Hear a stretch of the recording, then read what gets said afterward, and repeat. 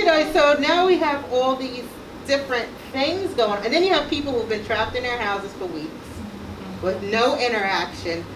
I was like kind of weird when I first went around people after being home You without feel any like contact. the stuff is jumping on you. Not even just that. It's like I didn't know how to act. Well, I felt strange. that is so true that we forget how, because we get so wrapped up and we're constantly engaging in people. Right. And now we've got fear of sickness, we've got fear of saying the wrong thing, we've got fear of looking at you're like somebody doing like funny. this, like clean. Oh, did I wash my Right. hands? Like, did I touch this? You know, Right. da, da, da. And then now you're like, but wait a minute, I haven't talked to nobody really outside in like 4 weeks, and now I'm out and about, and it's just strange. It's different. And it's so funny that you're saying that because, I had gone through this thing. And I'm a big hugger, especially if I hadn't seen you in a while. Same. So Oh then, my you gosh. start to hug somebody and You they go for stiffen it. up like, Sorry. And you can visibly you see can, it. they really are stiffening up like, I forgot. almost like get back, but they don't say that, but their body is so stiff, like I'm not hugging you back.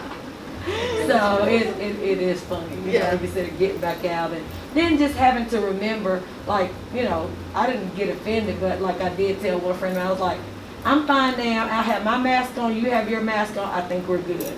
Well, Kim, I want to thank you though for coming up with this opportunity, this idea. That's great. Because I'm getting a chance to have these conversations with folks that I wouldn't get to see or meet in person. And it's like, this is what I want us to be an example of actually having conversations. We're building memories here. Yeah. And in my personal opinion, you're making history in my world. And this is And what this matters started, to me. oddly enough, this started before all this racial stuff started. Oh yeah. Okay. This is just about I literally community. picked these people Yeah. before all these things started. And so then when it came about, I'm like, oh. Well, Well, Kim- you're a man, that's the only reason you got invited. You should feel privileged, right? Like, you should feel extremely privileged. You're the first man, and then you're the second man. You're the second man that we've had here in the midst of all these ladies. Because I personally feel like, don't get me started, they already know this. We solve a lot of problems as women. We can tend to get around a lot of divides. We don't tend to have those really strong political knockdown, drag out fights. We tend to be more in the middle. We tend to be more about solving problems and getting to solutions. And so that was just a part of it. We just want to be a voice. And like I said, we can sit down at a table and we can have a conversation where I don't know anybody, which is weird, from the county except for people that work in the school system. And, I didn't know Melissa before last year, 2 years ago, at all. And since Sharice then, it's just lives in, where do you live? She lives in Davidson. But I didn't know a financial planner. So again, it's just an opportunity. I don't think I've ever sat down and talked to a lawyer, maybe. I hope I haven't, I'm just saying. Look, but I don't want to be scared of a lawyer. I don't want to be scared because, I got to call a lawyer. And I'm like petrified because I'm like, I don't know a lawyer. And so, same thing with people in the business industry. Like, what is that like? What are you feeling? I don't want to be like, everybody needs to go back to work, or everybody needs to stay home. And you have whole businesses of people whose income just left in one day. So, I don't have anybody that works down at the county and they don't know what they're doing. But I have Beth now, so I can ask. Like, what is that like? What are we supposed to be telling people? And is COVID-19 over? No, ma'am. What if I want to go get a test? And what if I want to go do this? But we're not talking. But when we get to a table and we can talk and we can share ideas and information, and then I can come to Jordan and say, hey, Jordan, what do you think about them riots? Like, what you think about them riots? Like, for real, young person. And that was the reason, you guys, because I'm like, we feel one way, like, calming, going away, still horrible. What do we need to do? What do we need to do? With regards to what, protests?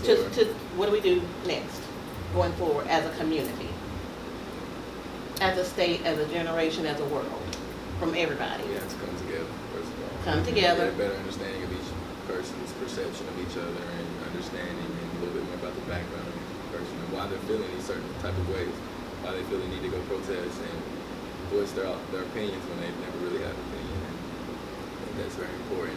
I don't know. I mean, the protests are seemingly working with people being charged and some new laws being made, but Absolutely. it's going to take people in the higher positions to actually make those long strides for change. Sharif, what do you think we should be doing next? I think each person needs to look inside and see what they can change about themselves to make themselves better. And once we start that process, then the healing in our communities and families will take place. Melissa? Continue to be active in your community. Think outside what's going on just in your world, whether That's huge. it is. People get stuck. They get And they stuck think in what their they spot. believe is like real. And that's We it. really need to focus.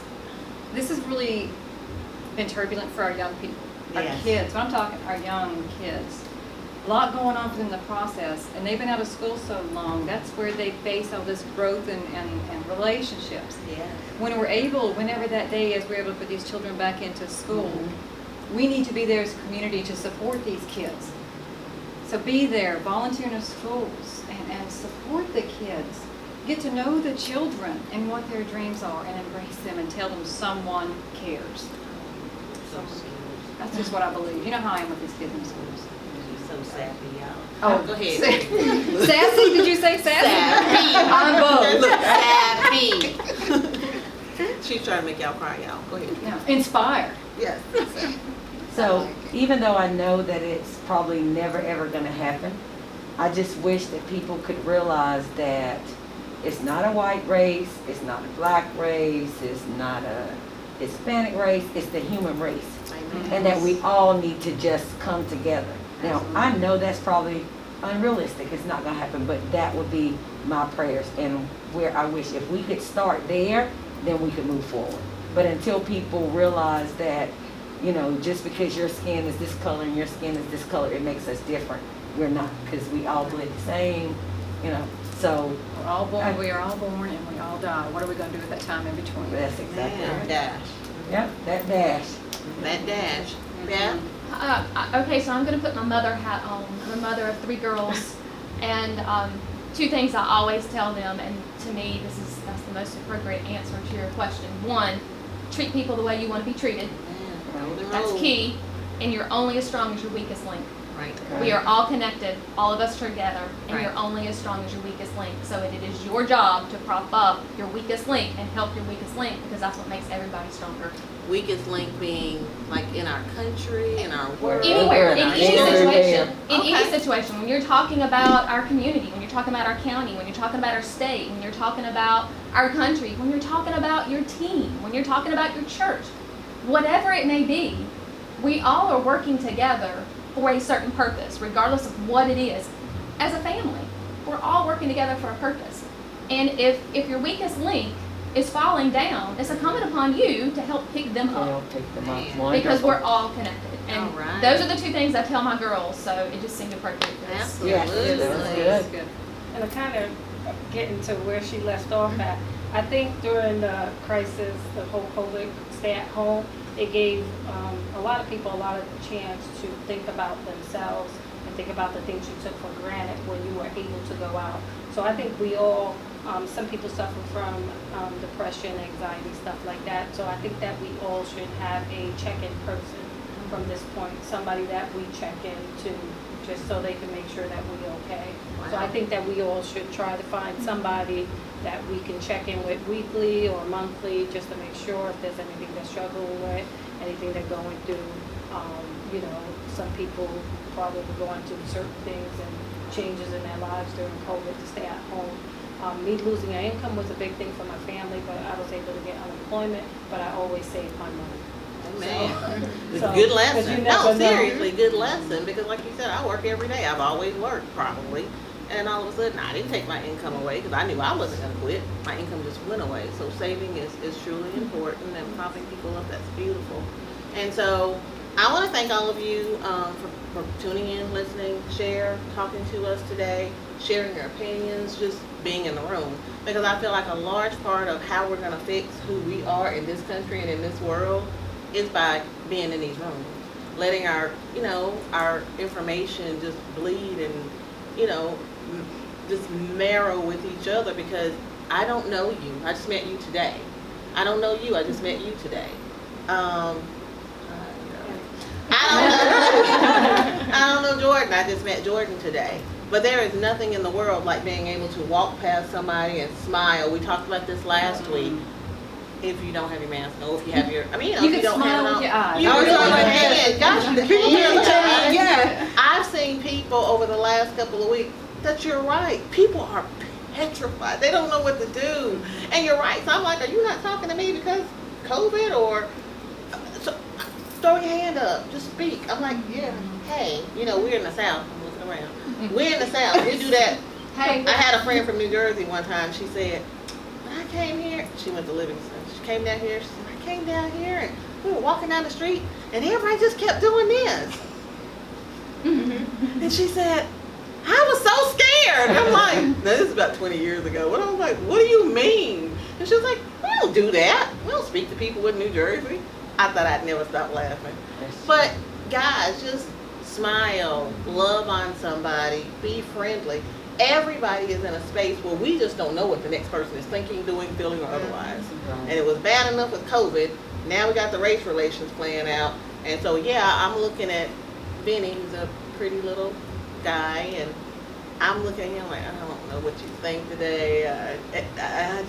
Are we going to be friends today or not? I mean, like, am I going to come in here today and you're going to be mean to me because you saw something on the news? Everybody just needs to take that little extra piece, and like you said, just realize, God, we are all the same. I don't care what you look like. That's just like me looking at Sharice and saying, oh, well, you're not my color. I don't like you. I mean, and I came from the school system, and I'm telling you, I did this little experiment with my kids one day. And they were all just kind of looking at me, like, that's not fair. Like, I had all of them go sit at separate tables, and I used to work at East, and East is very diverse. And so I had the little African American kids at one table, the little Caucasian kids at one table, the little biracial kids at another table, and I wouldn't let them play together. Like, I wouldn't let them. Like, they couldn't move. Well, my best friend is over there, we can't go there. Well, my best friend is over there, you can't go there. And so I didn't tell them what we were doing. We just sat down at these tables at snack, and they were like, well, I normally sit right there, but you can't. I need for you to sit right there where you are. You cannot move. And I feel like that's what society has done or used to do. You can't do this because I said so. I don't know who I is, but I do know and understand that if we don't take those people out of our mix and make our voices stronger than those people that tell us what we can and cannot do and who we can and cannot talk to, we're never going to get past this. And our country is to me, bleeding right now because we're so torn and we're not doing this very well. And so if you can do anything today, change you. Look at you. Look at your insides. And if you don't know anybody that doesn't look like you, try. Just smile. I don't think I like that person, but I'm going to smile at them. It's okay. It's like, I don't think I like you today either. But I don't think I'm going to like her when she comes in here. But it's okay, guys. Just take a chance. Step out of your own comfort zone, even if it feels uncomfortable. If you run into somebody that's mean to you, you pray for them and walk away. It wasn't their day. It's not their time. And maybe God just ain't done with them yet. Just keep it moving. I mean, I'm like, what's wrong with you today? Like, I go to the restaurant. Oh, she snapped at me, not because she was black. She just snapped at me because she had a bad day. Or because she was white. Oh, she's a racist. No, I'm not a racist. I just don't like you. And sometimes it's just okay. So, just move forward. Try to do your very, very best. And do your part to make this world a better place. Because that's what it's going to take to fix this. Just that simple. And love. Love is the answer. Period. That's what I believe. Period. See the cross. Love is the answer. Yeah. Woohoo! Thank you, man. You had some backup. Are we done?